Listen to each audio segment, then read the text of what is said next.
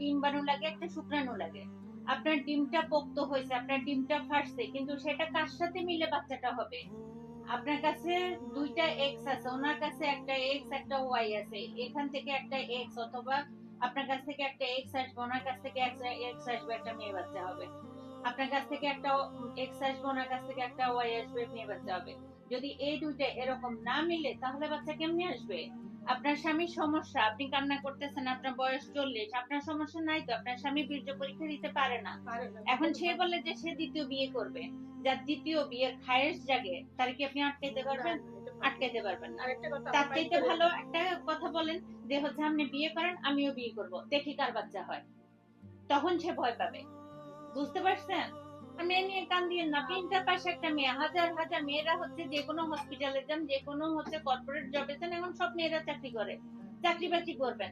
আপনি তার জন্য কখন কাঁদবেন? যখন সে আপনার জন্য কাঁদবে। এমন মানুষের জন্য চোখের পানি ফেলিয়েন না, যে মানুষ আপনার কদর বুঝে না। বুঝতে পারছেন?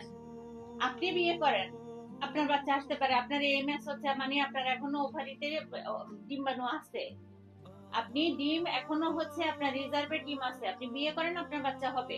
আপনার সমস্যা আপনার স্বামীর মধ্যে। আপনার স্বামী 2 মাসের জন্য মাত্র আসে, 2 মাসের মধ্যে বাচ্চা আসবে। আমরা বলি 1 বছর স্বামী স্ত্রী একসাথে থাকতে হবে, তারপরে যদি বাচ্চা না আসে, তাহলে সেটা হচ্ছে পরীক্ষা করে দেখতে হবে।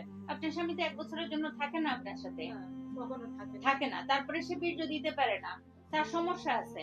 এখন তার সমস্যা সে ইয়ে করার জন্য হচ্ছে, এখন সেও বিয়ে করুক, আপনিও বিয়ে করেন, দেখেন কার বাচ্চা হয়। তারা বলেন যে আপনিও করেন, আমিও করি, দেখি কার বাচ্চা হয়। ধমকটা কেন দিতে পারতেছেন না? আর ওই